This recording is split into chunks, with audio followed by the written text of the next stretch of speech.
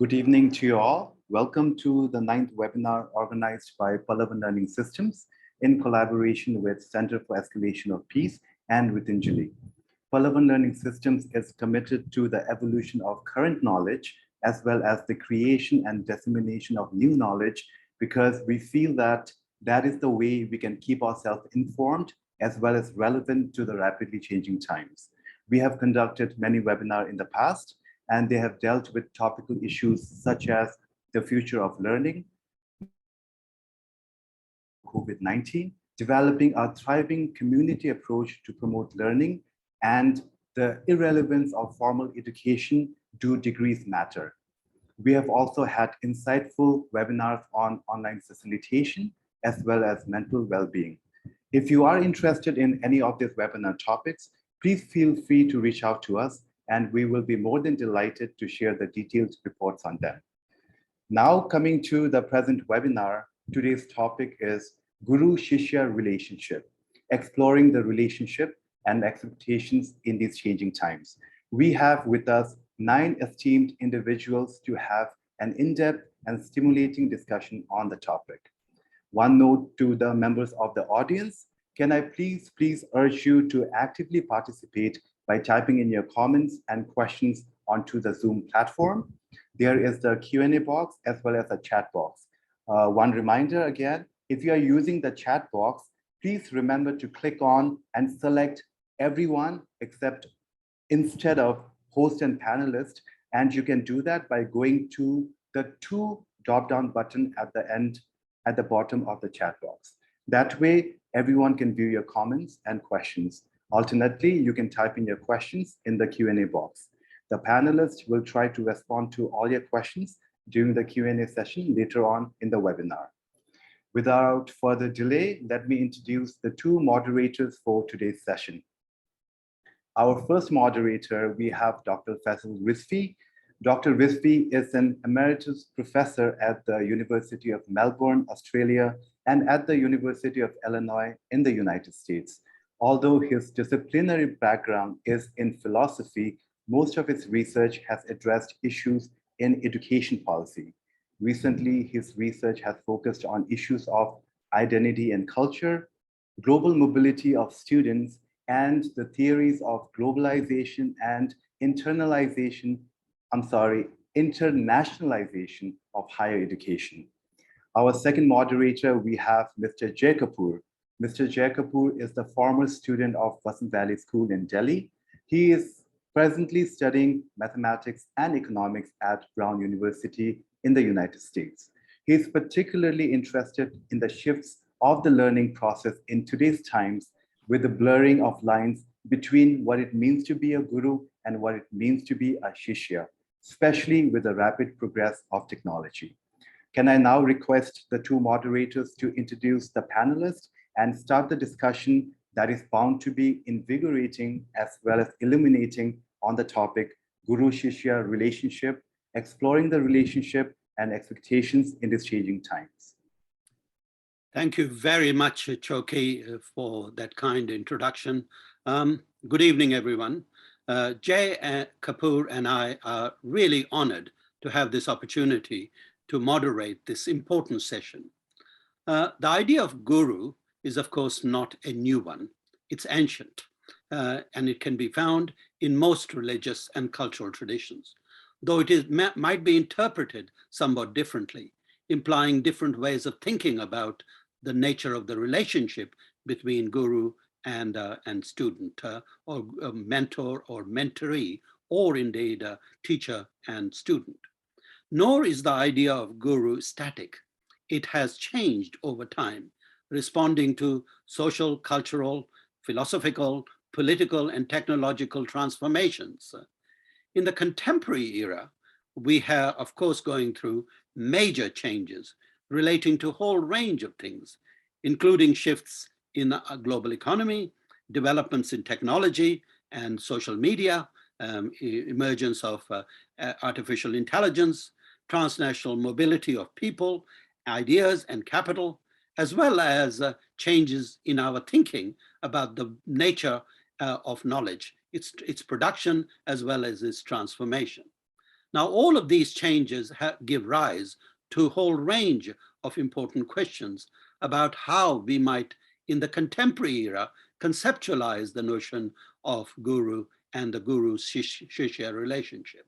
And is indeed, how might we take the opportunity that we have had as a result of COVID-19 and the forcible moving of instruction to online as an opportunity to think about the very concept of education, the very concepts of Shishya and Guru relationships. Those are some of the issues that we want to look at. How are the technologies, shifts in knowledge and knowledge production and knowledge access to knowledge. All of these ideas give rise to new issues. Now we have 7 very distinguished panelists. Can I actually very quickly provide brief outline of their distinguished careers before we start asking some questions? Geshe Damsho is both a student and a teacher of Buddhist philosophy. Now, he does not deny, he does not see teacher and student as being 2 distinct concepts, but entirely interrelated.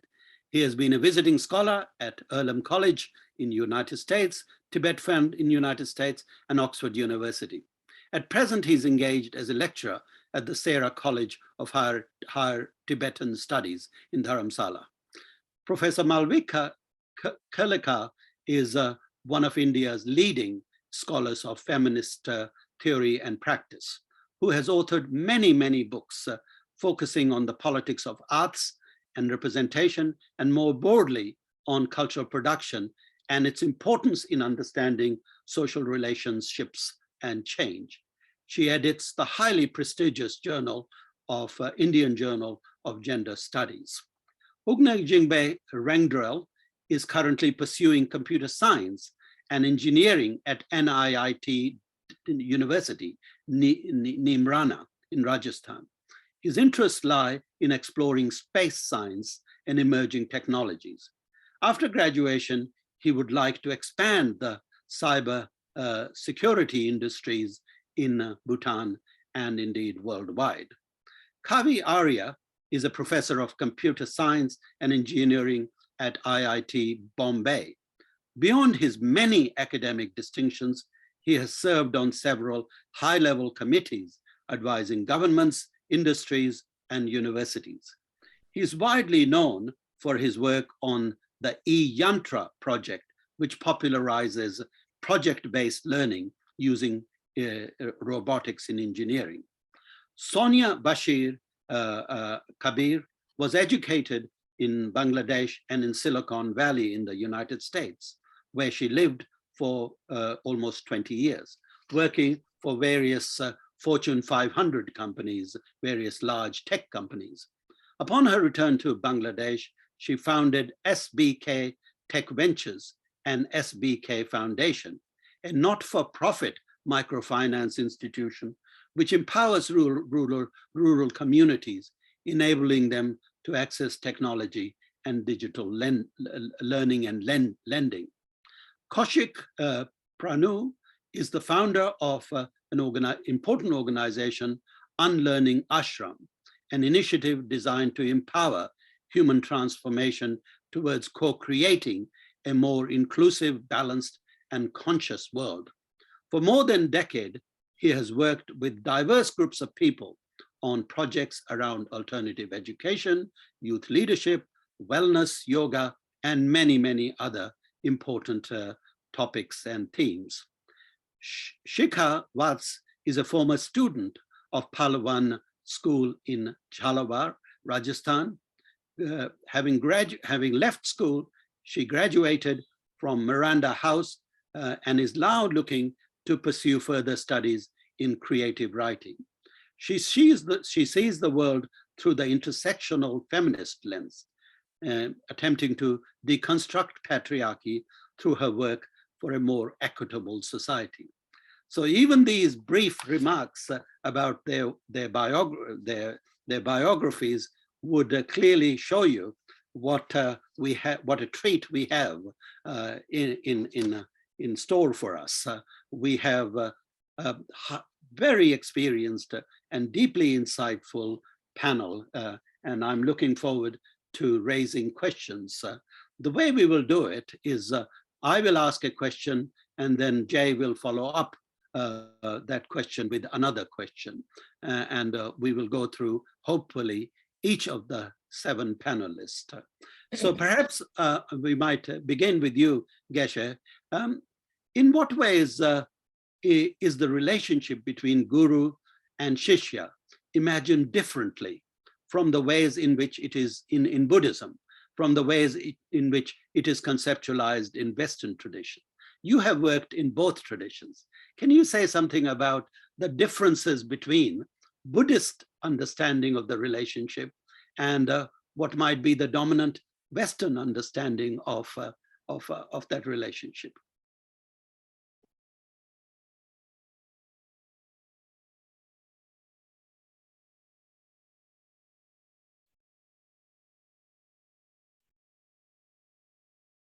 First of all, good evening to everyone. And it's a great honor for me to share my, let's say, my tradition.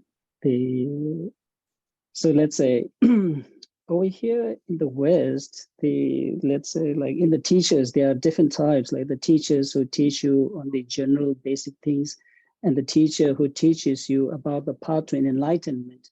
So when the Buddhism first came to like Tibet, the first, like we take refuge of only 3 jewels, like Buddha, Dharma, Sangha. But in Tibet, what we did, we add the Guru first. I take refuge of Guru, I take refuge of Buddha, I take refuge of Dharma, I take refuge of Sangha. Why? And some, they ask a question, why you need to put the Guru first? Why? Because right now the Buddha is not alive, but his teaching is still very much exist over here. And it's the teacher who teaches you and who shows you the path. And in the spirituality, like when we should consider our Guru as our mentor, and also the Guru is the one who shows you the path. And we need to see the Guru as the Buddha. And that's how we give too much importance to the teacher. And what do we say is like, no matter how much the scorching heat it is, like the heat it has, like, but still without the magnifying glass, like we can't produce and make a fire. So the teacher, the magnifying glass, it helps you to like get the fire, like the same way the teacher teaches you and takes you to the path to enlightenment. So we are not talking only about this life, we are talking about next, so many lives. That's why we consider Guru as very important, and that's why we take refuge of the Guru first before the Buddha. Then also at the same time, there are lots of our teachings, the teachings of let's say, some in the West, what do they say is the Tibetan Buddhism is a Lamaism. But what do we say is, no, it's not like that. The teachings of the Buddhist teachings in Tibet, it has come from India. That's why we consider India as our master.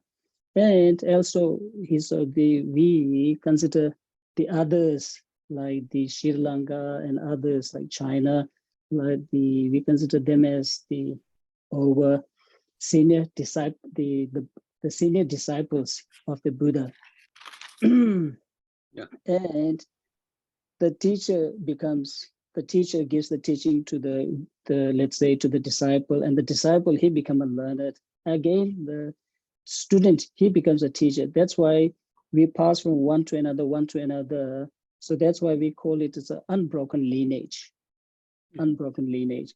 So, and also at the same time, they are like, you give all the teaching, give the discourse, and he passed to the next, like that.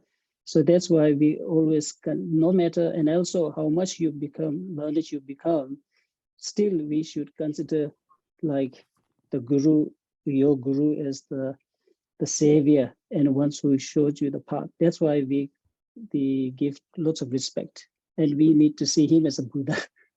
Thank you. Jay, do you want to ask a question? Jay? Yes. So I had a question about contemporary schooling systems in where you work, what can we learn about like the process of education and rethinking the process of education, maybe after COVID-19 or even in the contemporary world, from Buddhist traditions? So Buddhist traditions that have been coming for so many years, but how can we rethink things that we are doing today using those Buddhist traditions? So let's say like the way I'm studied, like we have studied, we give too much importance on the academic. So with the COVID, what happened was like in the earlier times, like the Buddha, he himself has said like, dear fellow Sanghas, don't follow me ignorantly, blindly, by saying that I'm a great teacher and a learner. Like the goldsmith, melt the gold, tear the gold. If it's a pure gold, then keep it. Like the same way, analyze on my teaching, and if it's helping you, keep it. Otherwise, forget it. So it clearly shows that it's not a dogmatic, right? So one needs to study to get the highest doctorate degree in the Buddhist philosophy in the Yellowhead sect, in the Gelug tradition. We need to study 21 years. Then from Monday to Saturday, we need to keep on debating. We need to keep on debating. So but at the time of the COVID, it was so strange. The teacher, like you can't meet the teacher personally. The teacher teaches you everything in the WhatsApp and he sends it to the students, and the students, they have to listen and they go and debate. Why? Because you need to stay isolated. So there was lots of changes, and also with these things through the learning, distance education, not in personally, it has brought lots of disturbances. So now with the coming back of the, let's say, with a normal life, it was so helpful. So this COVID, I think, has brought lots of changes in our life. So I think as for us, it was lots of like, the good thing was like you get a time to revise, right? But the worst thing is like you didn't get a time to question and answer like usually you do. So Thank you. I think old method is the best, I think. Sure. Thank you very much. Malvika, could I ask a question? Why do you think the idea of guru has invariably, in most historical traditions, been framed as a man, despite the fact that women have always performed the most basic functions of nurturing, providing emotional and cultural leadership to the young people? Why is it that just about every traditions that we look at, guru has been imagined as a man rather than women also? Yeah. Yes, Professor Rizvi, I think that's the reason really lies in the fact that we've been dominated by a patriarchal discourse through the generations, and actually has dominated all religious structures also. And the main godheads have been male, except of course in the Hindu tradition, you have the female deity, very powerful female deity. And there is no sort of simple answer to this, except to say that it is the socialization and the dominance of a particular tradition, which of course now, I mean, it brings into focus the whole nurture-nature debate also. And are you inherently born to be a woman and with certain traditions and ingrained in you, or can you grow into different roles? And with that, there has been the reification, if you wish to put it that way, of the female figure. And many people have talked about the nurturing mother and how the mother is actually the first guru. So yes, this is a kind of a conundrum. And feminist theory, as you would know, has tried to split this open and question it. But basically, it's a fact that we've been dominated by the fact that all the main writers were men, the traditions that were brought down to us was through men, and women were at the peripheries. Yeah. Are there any aspects of women's experience that is appropriate for the kind of contemporary society in actually encouraging those attributes that are mostly associated with women, that might actually allow us to rethink the idea of Yeah. of a of a notion of guru in ways that takes into account the strengths of the women experiences. Well, Dr. Rizvi, as you know, this is a very tendentious ground, Yeah. and there is actually no reaffirmation of either feminine principle or the male principle. And now with the whole LGBTQA Yeah. dialogue, one cannot really speak of Sure. essentializing. Yeah. But that being said, I would say, actually, I don't agree with you. Mhm. I don't, I mean, my short answer is that I don't agree with you. Mhm. I don't think that there are inherent or unsurmountable feminine traits and masculine traits. In fact, there has been, you would know, being in part of your time being in the US, there has been a recent book which was reviewed in the New York Times on motherhood Mhm. and fracturing the whole idea of motherhood Mhm. and saying that this has really put women into a docket, and Mhm. that is not where they belong or where they should belong. So I would say that, coming back to our Guru Shishya, whole Guru Shishya discussion, which is what we are Mhm. interested in this evening, is that the argument that what are the differences would be is the mother is the first teacher. Sure. I mean, in simple words, or the older sister is the first teacher. But that does not mean that the feminine is exclusive, or that the Mhm. man can't be the mother also, if you know what I mean, can't have the Sure. mothering instincts and vice versa. So Sure. I don't entirely agree with you. No, Actually. no, well, I don't either, but I thought I should ask that Oh, yeah, question. sure, yeah. Jay, do you have a question about the Malvika's role as an editor of Journal of Gender Studies? Yes, so I just wanted to ask, what role do you think, if any, that your editorial pieces for the journal plays in, sorry, yes. Yeah. Thanks, Jed. Actually, that's what I felt. I felt I was going to be a fish out of water because I'm the only one, though I have been a university teacher for 10 years. I'm not teaching now, but actually I'm at a slightly different level, that the papers or the submissions that come to us at the journal have actually supposedly been processed work, if you know what I mean, that they've been through a Guru Shishya relationship and that's the end product. And over there, but we continue to play a mentoring role, so as to, and I do see myself, I would not call myself a guru because I think that is a very loaded term, but certainly I do see myself as a facilitator in trying to help the author here, I would say, who would be a Shishya, produce a readable piece of work. So there is a hierarchical relationship, though I learn a lot.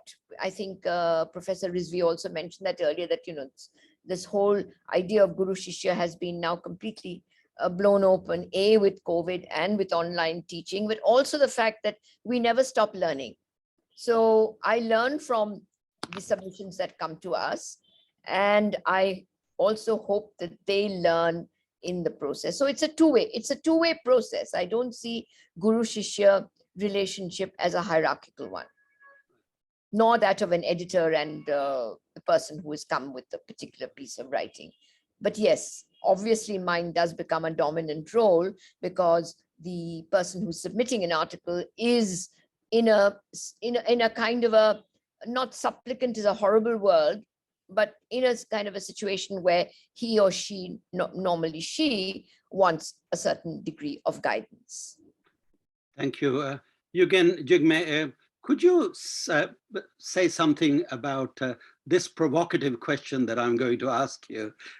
Now that we can access information from a wide variety of technology-mediated sources, is the idea of guru now redundant, or is so old-fashioned that it's best abandoned? So for me personally, I don't think it's out of fashion, because the person who is putting that information, it's himself or herself, is a guru. And so it's actually their works that we are accessing. And so that relationship of Guru Shiksha still stands out. And I don't think this relationship is going to get redundant, but how we approach with this relationships might evolve. So speaking of which, like these days, we have YouTube channels from which we can learn many things. And I think we can access various information. But that doesn't make the Guru Shishya relationship redundant, because we can communicate with our gurus and people who are teaching in form of YouTube videos. So we can contact them, and so the relationship still keeps on. And I think it's actually evolving in a good way, and also in sort of in a disrupted manner. So in a good way. So like in fact, when I have conversation with my teachers through WhatsApp. So when we have those conversations, so that gets uploaded in some server, so which I can access later. So when I read through those conversations, to me it feels like a book. So I think so, which might not have happened back in past. So now that technology advanced, so through those mediums of technologies, I feel like the Guru Shiksha relationship and the learning is really enhancing. And I totally disagree that that Guru Shishya, the relationship is becoming redundant as technology advances. Jay? Well, I have a slightly different question based on what you said. In Sanskrit, at least, guru means bringing someone who brings you from the darkness to the light. And you mentioned a lot about how social media and teachers on YouTube, etc., are now the new gurus. But this is such an unfiltered process of who is the guru and who should not be a guru. Are the gurus on social media, were they really shishyas themselves, or are they spreading information that should not be given to the shishyas or the learners of today? So what do you think about that? And how should we, as a society, tackle that problem and select the correct gurus? So everything comes down to our own choices, and every choices have consequences. So whether to select a proper guru or like, I don't think there's such thing as good guru or bad guru, because as a learner, so from every perspective, from individuals, from different individuals, I find it as a learning. Like be it right now. So in this seminar, everyone over here are my gurus, because I'm quite learning a lot from this seminar. And in fact, even the person that I meet, that I'm going to meet later when I go for my mess, so like that person is also a guru to me, because I get to learn something new every day from someone. So I don't think that like there needs to be a filter. Rather, it's about the open-mindedness that each individual has. So I think everything, when it comes to learning, we have to maintain open-mindedness, like in order to have a proper learning. So the point is like, I don't really believe in having good gurus or bad gurus, but every perspective of an individual matters. Thank you. Does Thank that you. not imply that if everyone is a guru, then the notion of guru becomes ubiquitous? Who is not a guru then? So the thing is, like, when it comes to Guru Shishya, so we are both. So we are guru also, and sometimes we can be a guru, sometimes we can be a Shishya. Because when we reciprocate the responses to the other person who is teaching to us, so we become guru, because our words, our ideas, that might be their knowledge, that might add up to their knowledge. And so there's learning happening, mutual learning happening between two individuals. And so I think like there now we have come to a point that it's really hard to distinguish the line between guru and shishya. So there's no proper formalities, but the learning happens mutually. Sure. Kavi, you are widely credited for popularizing the idea of project-based learning using robotics. Can you say something about how your work in this area has led you to reflect and perhaps develop your understanding of the relationship between Guru and Shishya?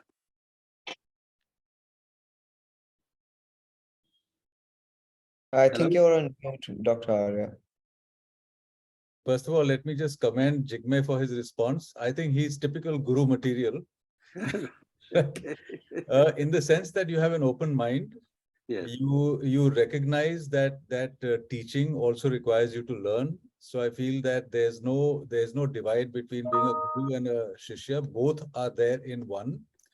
And for the last 20 years, I've been in the business of distance education at IIT Bombay. And what we've tried to do is make good quality teaching available to large numbers of students at a distance. And that's taught us a lot. For instance, even before COVID hit and people discovered it later, we really discovered that, first of all, project-based learning is important, in the sense that unless people do something with knowledge, use their hands, build stuff, or play with the knowledge and relate to it in their own way, they don't really absorb any knowledge. So the typical way that we are taught, even in schools and higher education, is that you just learn stuff and spit it out in exams. It just bypasses your brain typically, because you've not learned anything. Unless you've used the knowledge, and they call it project-based learning, you've not really acquired it. Now that brings me to another point. The guru is actually within.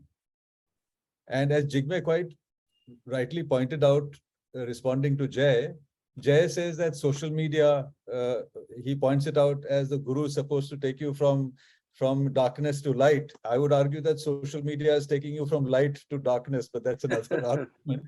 Yes. Right? But you have, what Jigme responded was a very important point. I'd like to bring it up here. He says, actually, he said that guru is within. You have your own sense of aesthetics. You have your own sense of morality. Morality does not really need to be taught to you unless you are kind of brainwashed. You have an inner sense of what is right and wrong, and that actually is the guru. And that sense discovers a guru in the world outside. And in the oldest of Indian traditions, we've always had this tradition, if you like, of debate, tark vitark and purva paksha, as they call it. In the oldest traditions of Indian thought, there's been this notion of debate, that you don't sort of hammer someone on their head with your point of view. You invite them to an argument, and it used to have royal patronage. So all I'd like to say, I won't take too much time here. I'd like to make the point and develop this point that the guru is actually within. And even a true guru is actually also a shishya.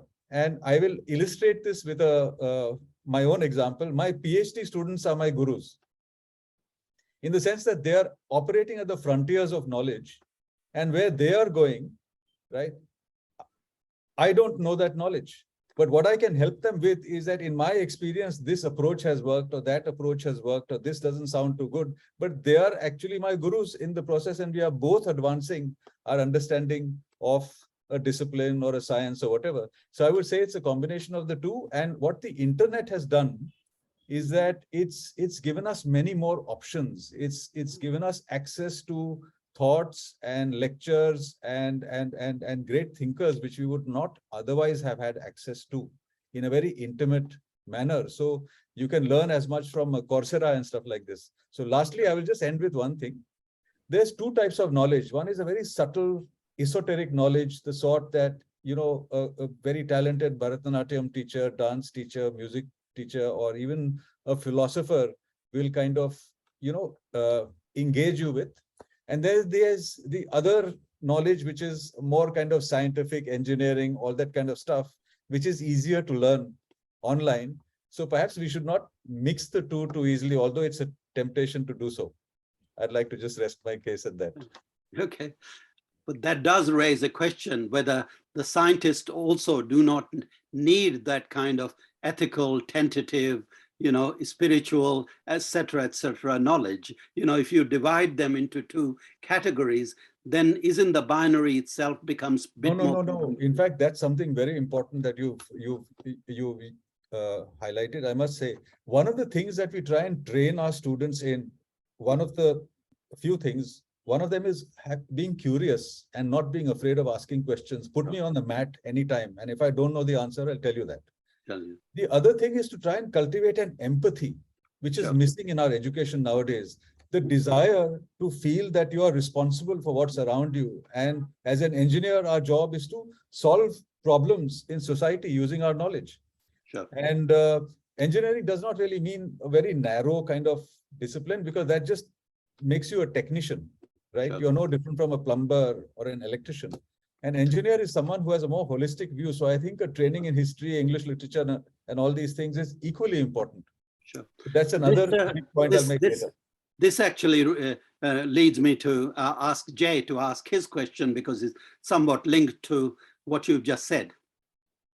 Jay? So I wanted to ask, how may a guru help students negotiate the ethical challenges and dilemmas associated with developments of AI, artificial intelligence? So how does the challenges that come with AI, how can that be tackled using the help of a guru or the Guru Shishya relationship that we know in tradition? Okay.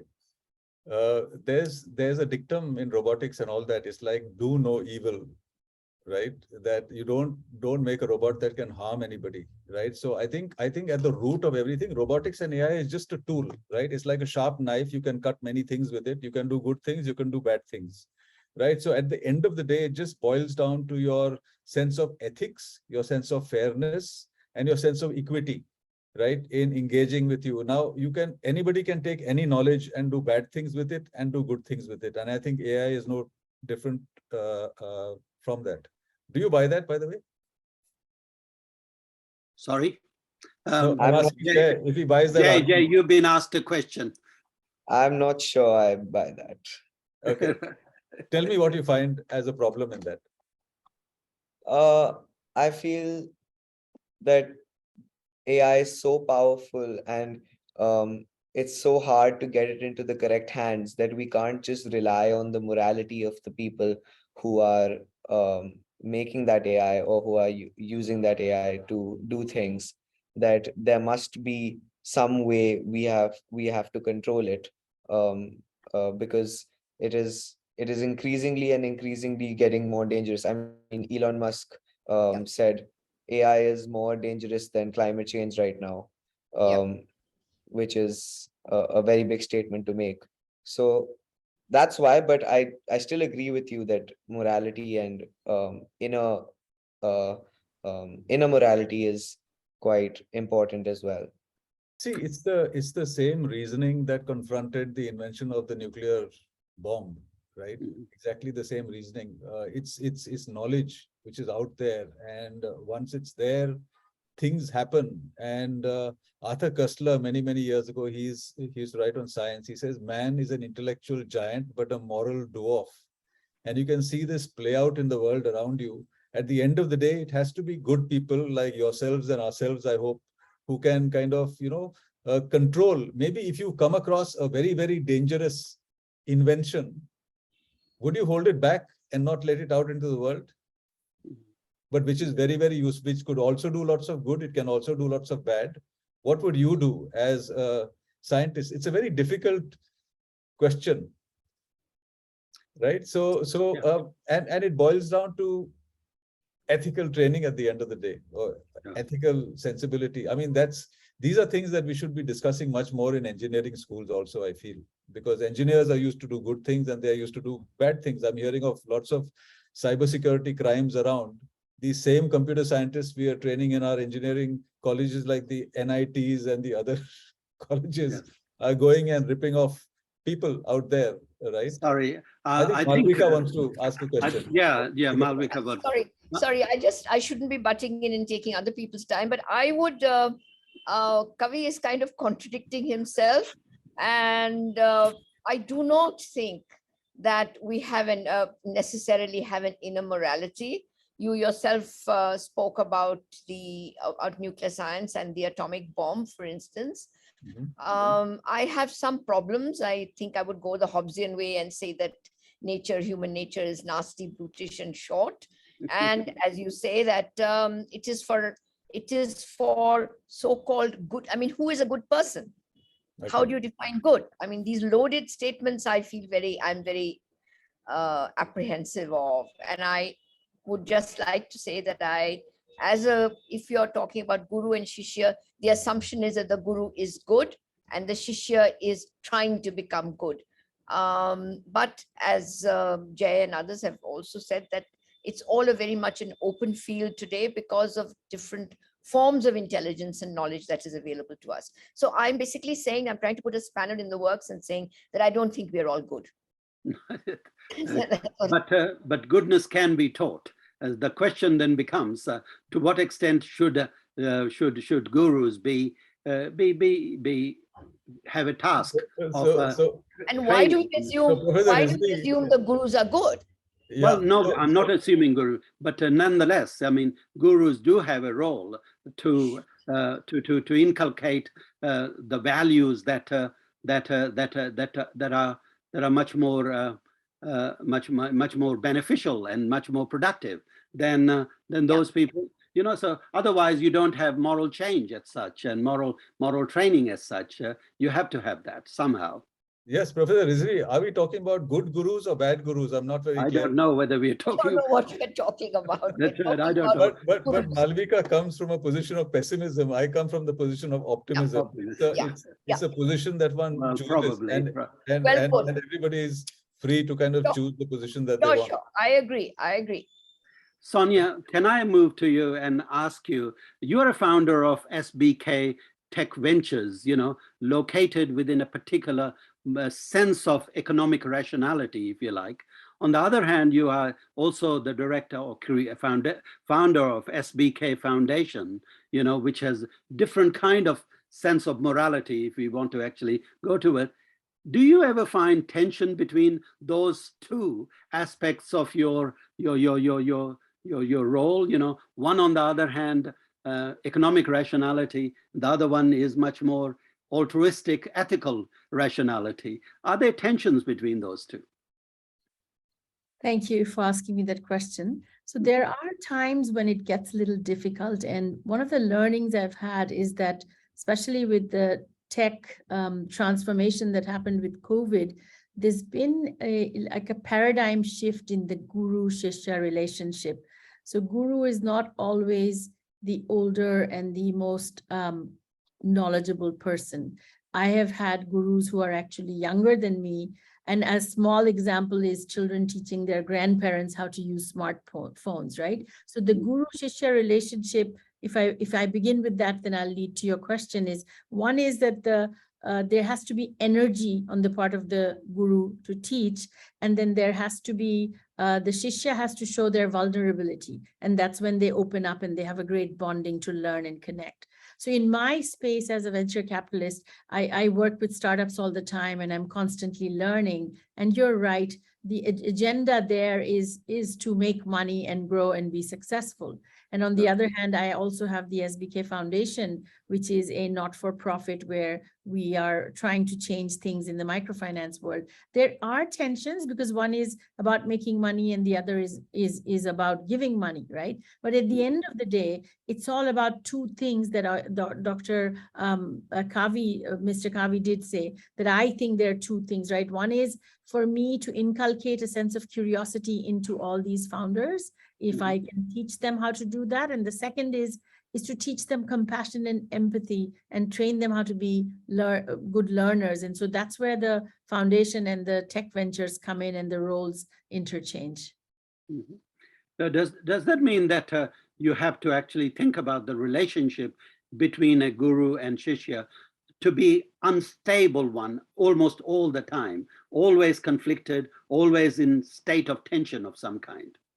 Not necessarily. I think it's what you first begin when a Guru Shishya is, besides what I said, that the Guru has to have energy and the Shishya has to expose their vulnerability. You begin with a bond, and you have a deep connection. Once you form that connection, then the things follow. It's a very fluid relationship. It changes. A Guru is not always a Guru, and a Shishya is not always a Shishya in this day and age. With technology, things have changed. So a Guru might as well be learning from the Shishya. So I think once you've got that commitment to trust each other, respect each other, there's a bond, then there is no tension. You manage that.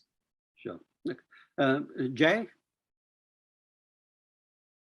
Well, I wanted to ask, what role might gurus play in ensuring that new technologies do not only benefit the well-off communities, but also empowering rural communities? So how does the Guru-Shishya relationship come in this aspect, which is closely related to what you do?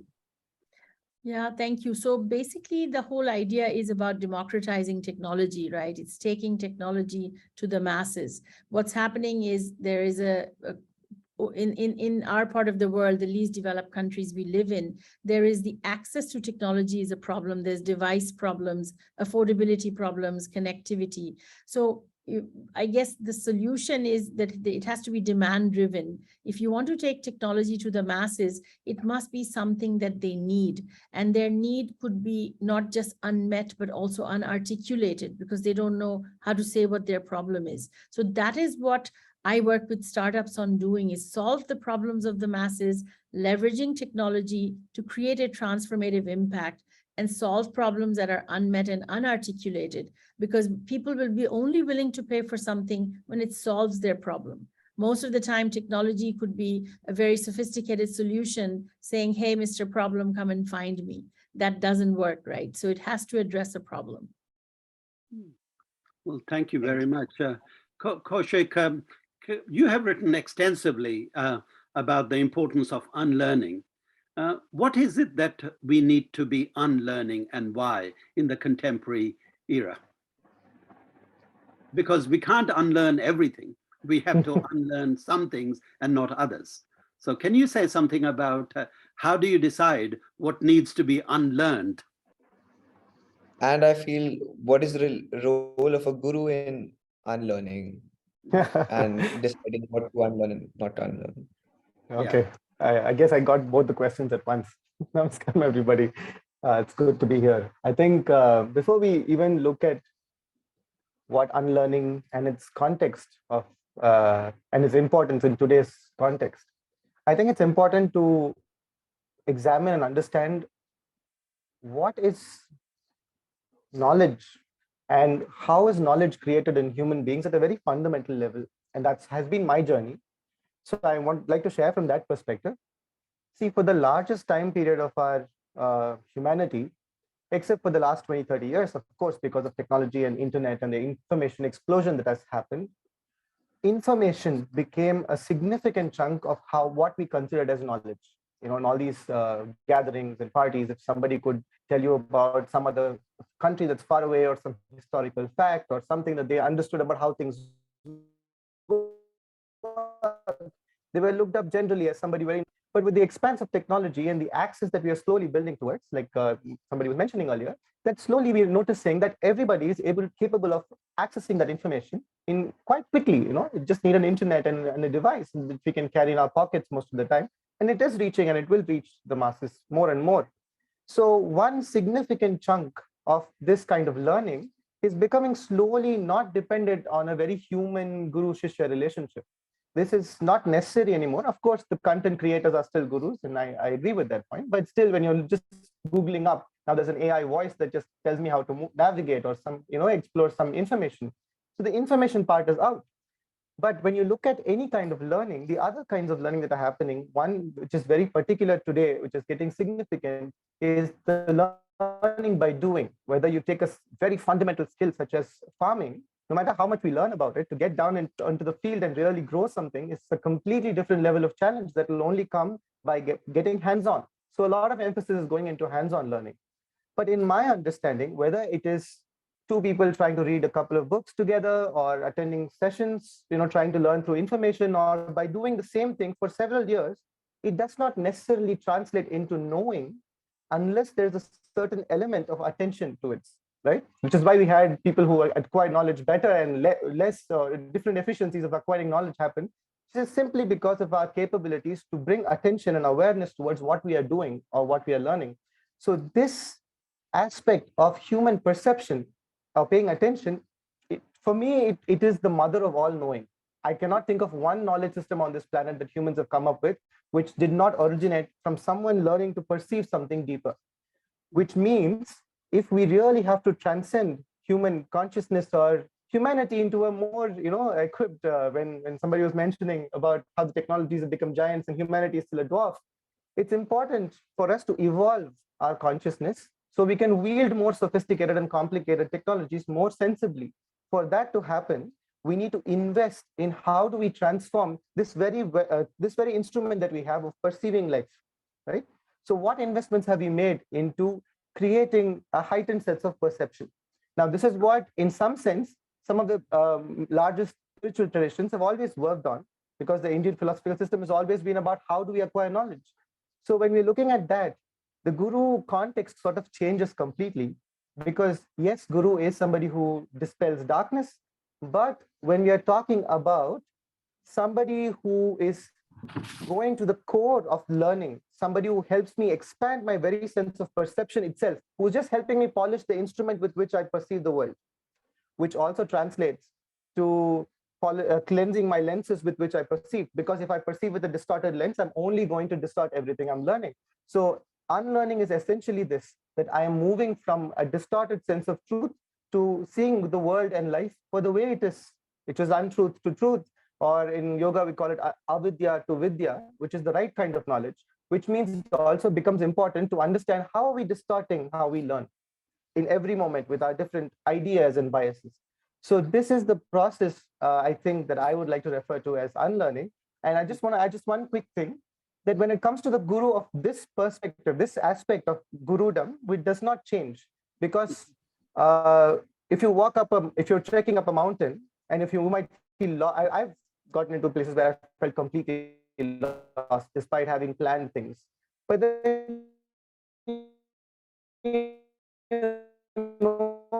there's a Sherpa who's walking around and know the route. So when it comes to enhancing human perception, you always need somebody who's taken the journey, who's made the journey. That is why, if you notice, the Guru Shishya relationship is always hierarchical, because only somebody who has gone through the journey can help another human being navigate their way from untruth to truth.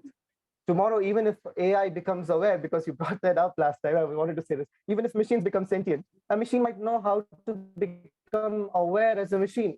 But for a human being to know how to reach their pinnacle of consciousness, it will always take another human being who has made the journey to understand the path and to create other ways for people to make the journey. Does that actually suggest that you think that one of the roles of a guru is to actually help the Shishya realize his own false consciousness? Absolutely. I think, in the traditions that I grew up with, the yogic traditions, you find all sorts of gurus, and not all of them are pleasant. Yeah. Sorry, there's a bit of a problem. And the poor, and you're not able to hear me? Yeah, we can now. Yeah, it's cutting off every so often, but please go ahead. Please let me know if it happens again. I can slow down and share. So in the tradition of spiritual traditions, or at least of the yogic traditions, there have been all kinds of gurus. Some of them are very pleasant. Some of them hardly spoke. Some of them are extremely rude. Some of them knocked people on their head. And some of them were just living the way they wanted to be. Just by observing them, others learned.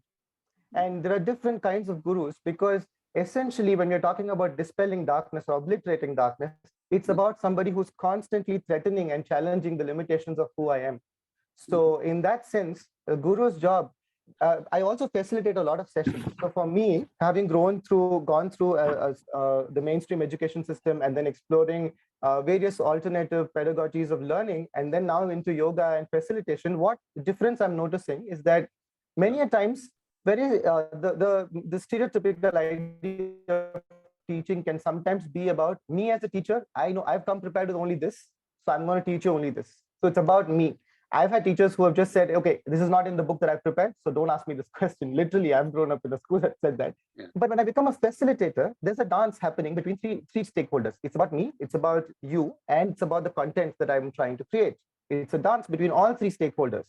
But for a guru, the beauty of especially in this path of enhancing perception, the guru simply does not exist.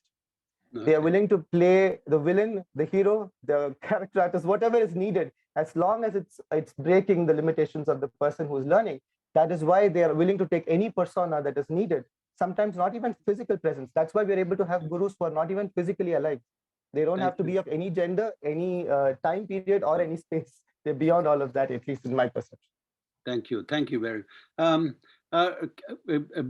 Jay, would you like to, could you answer the question, next one, a little briefly, please, so that we can, because we've only got 5 minutes left. Jay? Yeah, so I just wanted to ask, can you say a little bit more about the importance of not only transforming ourselves, but also the relationships that help reshape the world? Okay. So the way I look at it, I do a course on self-care, and a lot of times the misconception is, why is self-care something that you do? Because it seems very selfish to indulge and take care of myself all the time, where there's injustice happening in the world. And for me, from my journey, the inner world, in the Tamil yogic literature, there's a beautiful phrase that says, Andamum Pindamum Undralo, which means the microcosm and the macrocosm are just reflections of each other. If I want to heal my relationships around me, the more and more, see, everybody, because I'm putting it very briefly, I'm saying this, everybody in this world wants to be around somebody who's joyful, who's loving, who's full of life and energy and positivity, right? That's what we all want. But somehow the structures that we have set up for ourselves, the stories that we live with, is that I'm going to constantly look for this person, whether I'm dating or trying to fix others around me or trying to get education or whatever I'm doing. I'm trying to fix that by externally trying to create a circumstance. Why not become that person? If you fix yourself well enough, then naturally the systems will influence as a cascading effect. That's my view.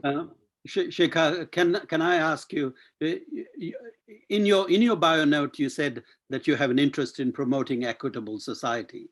Okay, now the question arises as to how, for an equitable society or somebody committed to equitable society, you might think about the notion of Guru Shishya relationship. What kind of relationship is needed for creating and promoting an equitable society? Sure. Thanks for this question. So I would answer this question through my understanding of the relationship, which comes from having experienced a great Guru and Shishya relationship in my formative years. So the dynamics of the relationship have for sure changed over the years, and with time, the relationship has evolved the process of learning and unlearning for both the students and the teachers as well. Both are learning from one another and both are helping each other in their process of unlearning. So as to answer your question, when I look at it through a wider lens, I think that for an equitable society, a relationship such as this has over centuries deconstructed hierarchies and at myriad levels, and social being just one of them. So if we talk about just at the level of Guru and Shishya relationship, I think that contemporary relationship is way more than the deification of the Guru and the student being the passive listener. Contemporary Guru and Shishyas, they need to engage, and they are engaging in discourses, be it academic or socio-political ones. And this relationship is emerging as a process that's not only producing scholars, but also helping us, the Shishyas, and the Gurus become better thinkers. So in conclusion, I would like to use a metaphor and explain and answer your question. So I see this relationship of Guru and Shishya as that of a sapling and a gardener, where the Guru learns the role of the gardener and the Shishya, that of the sapling. So where the gardener is the Guru, and so neither the gardener is the giver and nor the sapling is the receiver. A holistic bond exists between the two, and both give and take from each other.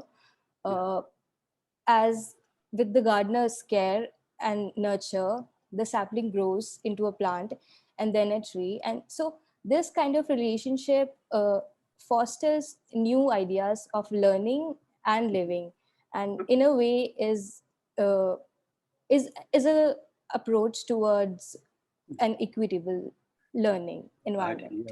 Right, yeah. Sorry, we've just got one more question to ask. Jay, would you like to ask the final question before we introduce the two observers who may have some thoughts and some comments on what we have been talking about? Jay, the Sure. last question. So I just wanted to ask very briefly if you could answer that what role is creative writing, since you are studying creative writing and want to further pursue creative writing further, what do you think creative writing the role might play in a challenging and transforming the dominant understanding of the Guru Shishya relationship, which is that there's a Guru and then there's a Shishya below it. So how do you think creative writing can help challenge that? Sure. That's okay. I would like to take another literary approach towards answering your question, that even though dominant ideologies exist, this relationship can work, can transform, and through creative writing, we can. So if I talk about my individual self, I think that creative writing is a guru and I am the Shishya, and through this process I'm learning, discovering myself, and I'm also understanding the ways in which I see society through different lenses.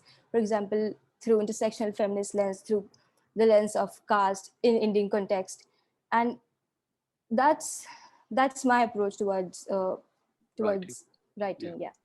Well, thank you very much. I think we've had a very productive conversation. It would be really interesting to hear our two observers, critical observers, make some comments about what they might have, what they might have obtained from this conversation, and what feedback and reactions they might want to share with us. The two people that we have joining us are Swapan Saith, who is an advertising professional, writer, author, art collector, and motivational speaker. In 2011, he wrote an important book called This Is All I Have to Say, which contains many nuggets, many words of wisdom about how to negotiate contemporary challenges of life. The second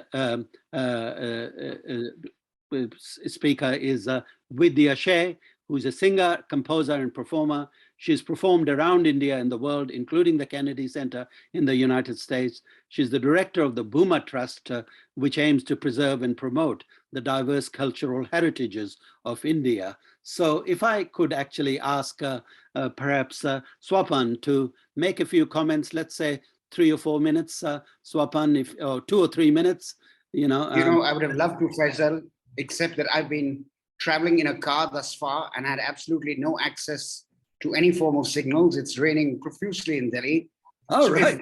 So if Vidya could kick it off, and I'll just probably pitch in and take it from there. How are you, Vidya? Vidya, over to you. Sorry about this, but I'll kind of grapple with this as we go on. Yeah. Namaskar, and thank you for inviting me to listen in and also absorb all these very, very different ideas on what has been a very, very central aspect of my own, my world, let's say. I have been a student of Indian classical music for the longest time, and I practice North Indian classical music. And when I heard the topic for discussion today, actually, for me, it is such a peculiar way in which I look at the Guru Shishya Parampara, because I'm so rooted in it. that for me to listen to these various other ideas and interpretations has been quite eye-opening, actually. I made a few observations which I thought I would like to share here quickly in 2 or 3 minutes, as I have been told.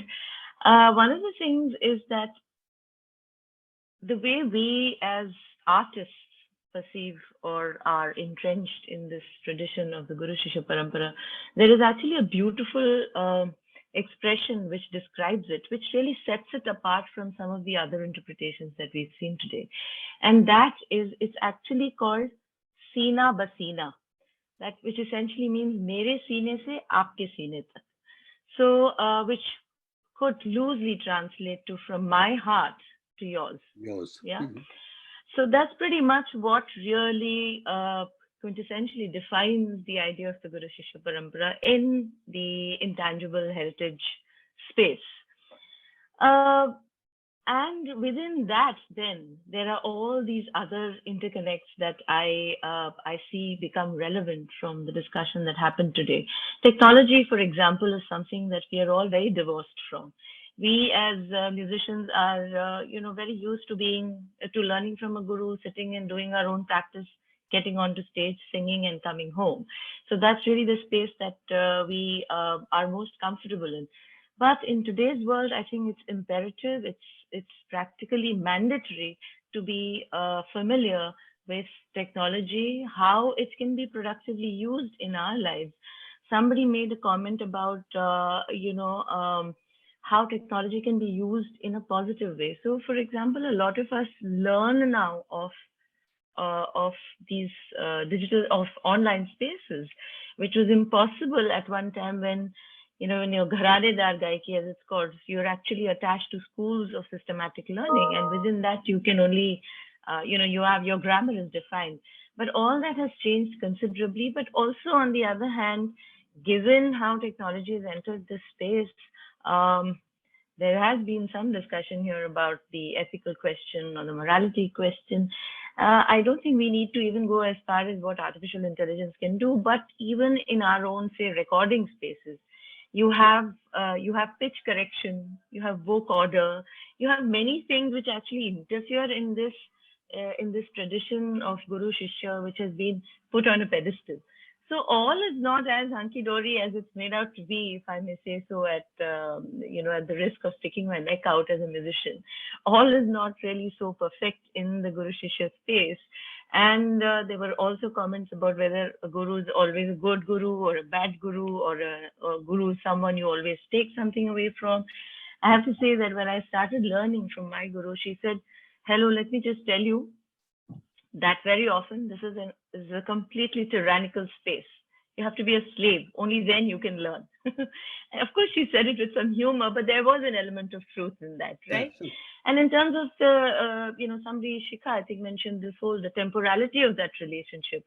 Somehow, I think it really depends on what is it that the Shishya is taking away in this relationship that decides how long-term or how deep or how not so deep a relationship is. So if you're learning in a one-on-one situation for years on end, even if the guru even if the guru is not a part of your actual, actual real performing life anymore, but the guru becomes a part of your DNA. So then questions of what you exchange, how you learn, that becomes particularly relevant in the context of what Malavika ji brought up, or in fact the question that you raised, that we are essentially a patriarchal system. So what is taught to a man versus what is taught to a woman can be very different. And historically, the transmission of knowledge has been very different. So I think I just want to say that, even the Guru Shishya Parampara itself exists at many levels within the intangible heritage space. And I think I learned a lot from what you all shared, but I also feel that there is that philosophical arm to all of it, where, you have so much of poetry, especially in the mystical space. Kabir has said, Guruji, main to ek niranjan dhyaunji, duje ke sang nahi jaunji. And who is this Guru? Guru is someone you have to look within. So there are many, many, outside, inside kind of binaries, technology, ragdari. It's actually quite a confusing space is what is the thought that I'm left with. Thank you very much for inviting me. Swapan, could I actually say, just picking up a point that Vidya said, is at one level, the notion of guru demands some kind of obedience from Shishya. On the other hand, you are trying to actually get the Shishya to be creative and critical and analytical and all those sort of things. So there is this fundamental tension that appears to exist between, on the one hand, following the rules, as so to speak, on the other hand, breaking the rules. Can you see that tension? And is that tension make any sense to you in relation to contemporary life and the things that you have? I think the tension exists in the fact that I firmly believe that guru is a four-letter word. Right. Okay, and so I've never believed in that whole. I mean, I'm sorry that I know from the background and music and art from where Vidyaji comes. It is sanctum sanctorum. I don't want to defile that even for a moment. But I just believe that when she talked about the fact that relationship can often get tyrannical. There is a level of obedience, disobedience, following the rules, breaking the rules. I think the moment you have this whole demarcation between the two, I have a bit of a problem, because I believe ultimately that gentleman or lady who's called the guru is ultimately a shishya. And I think the beauty of life is that learning is an ongoing process. And I have a simple rule in life, and I learn 3 new things every day. So if you multiply that by 365, that's roughly about 1085 or thereabouts new things that you learn. And I think that's very, very important. I also believe that this entire relationship is all about osmosis. It's not about what you tell them. I once again don't like the word teach, but it's not what you share with them or tell them, but it's also what you learn from them. And I think all the youngsters on this panel, I mean, whatever little I could hear in the car, there is so much to learn from all of that. I genuinely believe that we are now amidst the finest, most creative, and most magnetic generation of our times. And we're plain fortunate to be able to even rub shoulders, leave alone share panels with these ladies and gents, because our world is in impeccable hands. Mm-hmm. Strange, but just this morning I filled out a form for a mentor-mentee program with the Young India Fellows at Ashoka University. And I was asked to mentor 3 students, and they said, "What do you wish to achieve from this entire process?" I said, "I wish to achieve pure osmosis. I wish to achieve I learn from them and they learn from me. And together we just come out of this entire relationship more enlightened people, more gratified people, and people with a different perspective. My perspective of the world is vastly different from Jay's perspective of the world. But for me to continue in this world, it's very important to be able to understand, appreciate, and applaud Jay's perspective. And even though Jay might think that my perspective might be jaded, there is some good, some worth in it, because it is survived for 55 years. Several years ago, I went up to Arun Kapoor and I told Arun that, Arun, I would like to teach at Vasant Valley. And he said, what would you like to teach? And I said, I don't know. And it brings me back to Vidyaji's saying, from my heart to your heart. Guess what Arun told me? He says, teach them everything you know. And that to me was so beautiful, so vast. And, and therefore I taught the students, albeit briefly, about Chopin, about Islamic art, about politics, about history, and all of that. I think this entire Guru Shishya relationship is such a symbiotic, such a beautiful relationship. I unfortunately do not believe, at least in my profession for sure, in advertising marketing, there is absolutely no shining examples of mentors and mentees. We're a very, very insecure bunch of human beings across the world, people in advertising and marketing. We are extremely dismissive of the young. We always believe that it's our way or the highway, that the young are lazy, that they're not committed enough, all which is absolutely untrue. Because all my life I've worked in an organization. I've actually run an organization where the mean age has been 27, largely because I was about 50. So, I have taken interns who are 18 years old to meet the chairman of Coca-Cola. And when the mother of the intern told me that, why is my daughter meeting the chairman of Coca-Cola? I said, because I am meeting him at the age of 50. She's meeting him at the age of 80, and you probably will never meet him. But can you imagine for a moment what is going to happen When an 18-year-old girl goes back to school and says, I had lunch with the chairman of Coca-Cola, what do you do to that person? You just make that person into a different kind of a human being. And I think all of us here, I think this entire relationship of Guru Shishya is really about two things. It's all about what you can give your children, really. There are only two things you can give your children, roots and wings. And I think this relationship is also about trying to give roots to the Shishya, trying to give wings to the Shishya, and trying to get wings from the Shishya.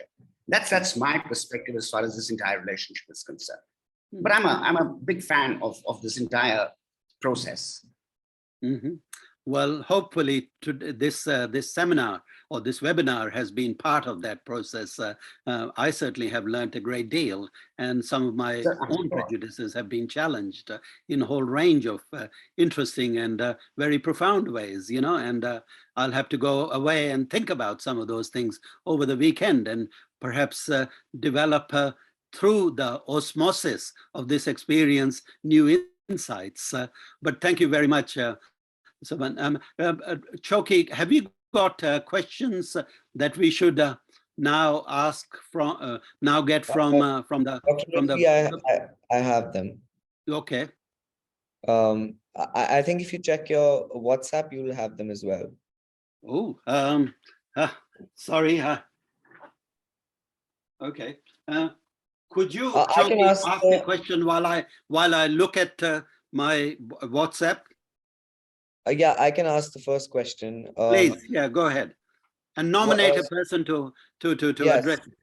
So this is for Dr. Arya. I'm summarizing it a little. It says that I agree that the channels of communication between gurus and shishyas are evolving, and we're having to relook at the definition of who exactly is a guru. But is our society, which is deeply rooted in culture, ready to accept the evolving nature of the guru-shishya relationship, which is no longer unidimensional, or is it not? You're on mute, Dr. Arya. I don't think the relationship has ever been unidimensional. Maybe hierarchical and one way at one time, but that has changed a lot. And I feel that the change is to be embraced, and whether we like it or not, it's here to stay. Like, for instance, the effect of the internet, reducing distances. And I'll tell you my own experience. We've been training about almost 30,000 students through an online competition, which is like a MOOC, a massive online course with hardware, you know, practical stuff and all that over 6 months. It's very grueling. And we've discovered that we are able to train students from the remotest of parts of the country, and they come up with such beautiful solutions to problems that they beat the hell out of the IIT students or the NIT students or any other students in the country. And they come from little polytechnics in remote West Bengal and stuff like that. To me, that's evidence of the fact that actually the guru is within. It's always within. Whenever I attend a class and I teach a class, I'm just teaching the basic concepts. But to acquire those concepts, the students have to do a lot of work. Right? So actually the student is his own guru. I'm just pointing out the way and saying, look, this is the important stuff to learn and all that. But the work has to be done by the student themselves. And they get as much out of it, as much as the work that they do. And I think Jay Kapoor is in Brown University now. He knows what the lecturers are like. If he's doing an undergraduate course, right, he's given very little help. Maybe he's just seeing videos. I don't know how they're doing it at the moment, but they are very large classes, and you have to believe there that the guru is actually within. Jay, do you want to say something in response? I agree with you. And I also want to say that there is one slok in Sanskrit which says, the way you learn is 1/4 from your teacher, 1/4 from yourself, 1/4 from time, and 1/4 from your friends. So who is the real guru and in what proportion? No, so in fact, there's this notion of satsang. Satsang means being amongst other people with the same pursuits as you or the same interests as you. And I cannot underline how important it is. I will tell you from my own PhD many years ago at Oxford, most of my work happened when talking to my peers, other students, right? When discussing your problems with them, and often in just articulating a problem, you get the solution. that's why it's very important to have this kind of conversation with people around you, especially friends who are equally good and stuff like that, who have an empathy and stuff like that. So in short, the answer to that question I was asked is that the internet is just another channel, and is just another means to an end, which is of making some kind of progress in our state of being, I guess. Yeah. Eugen, I have a question here for you from one of the audience members. As a teacher of international school, I have a different experience with the relationship between teachers and students. How could we work to develop a good guru-shishya relationship? I think technology is creating more distance or gap between them rather than bringing them together. So how can we use latest technology in a positive manner to bring the Shishya and Guru relations closer together? Thank you for the question. So speaking of which, like the technologies, I think how do we use it in a positive manner? So that entirely depends on individual, as I mentioned already. And so like the way we view technology should be like technology should be tools that we can augment and bring value to our learning. So that way I think we might be able to use technology for positive manner. And for me personally, I don't think technology is actually creating a gap. Rather, it's actually shortening the gap between a teacher and a student, specifically between learners. So like I don't have to wait for another 2 to 3 hours for teachers to come, and like I can just send him some sort of message or email. So through that, I think the distance between teacher and student is actually shortened, and I think through those means and like basically augmenting technologies, I think that can bring positive value to the learning. Thank you. Thank you. Kaushik, we've got a question for you. You make a fair point, but there have been human beings like Buddha, for instance, who didn't have another person beside him assisting him to reach the pinnacle of consciousness. So it can't be a categorical statement that human beings necessarily need other human beings. What are your thoughts about that? I think when we talk about us recognizing an inner guru, we're already talking about a human being and needing another human being. First of all, I think one important thing to unlearn is that a guru is a person. A guru is an aspect, and this aspect or a possibility or a dimension, whatever you want to call it, this exists in everything. As somebody who's working on breath work and I offer courses, one of the most fundamental things that I try to get people into is to just be with the breath. This can profoundly transform the consciousness level of people. But being with something is not something that most of us know how to do, to really truly know to be with something. If you can be with the river, the lake, the ant, the leaf, anything has been a vehicle of transformation and even enlightenment in this culture. But to open ourselves up to receive something, to be with something truly, is a difficult transition for a lot of people because it's cluttered with too many ideas. Now, for this transition to happen, it is really helpful if somebody who has already done the journey is supporting us in some way. It is not impossible for us to do it by ourselves. But if, I think for one moment, and I might be a little unpopular when I say this, it's important that we don't slip into the romance of the idea of just we figuring it out for ourselves. Because as somebody who's worked with myself without much support, I know that when, it's very simple, common understanding that when you're stuck in something, it's very difficult to see what you're stuck in unless you take a step out from it. Somebody outside can simply look at it very easily, and it's very difficult for us to see it. So our distortions, our perceptions of the world, is very difficult to get rid of if we are stuck in the same distortions. It's always helpful to have an external support. But sometimes that mirror need not be a person. It could be just a thing. As long as it creates openness within us, that is the shift that we're looking for. Yeah, thank you. Just one more question, Malvika. Basically, the question is, The Guru Shishya Parampara also existed in a time and society where knowledge was controlled by a few, usually the dominant social communities, which could then sustain and necessitate a system of learning and mentorship. However, we now live in an era of greater democratization of knowledge and access to learning. We should reconsider what parampara might mean, and in particular value, its particular value, unless the roles of both Guru and Shishya do not evolve, keep up with changing times. So the question really is, with the interest in democratizing knowledge, the interest in democratizing thing, do we really need to completely abandon the older ideas that were created in a time when very few had access to knowledge? Yeah, well, I think we've flogged this horse somewhat to death. Yeah. On whether we should have this relationship or not. I would say shouldn't really throw the baby out with the bathwater. I'm sorry to be using so many metaphors.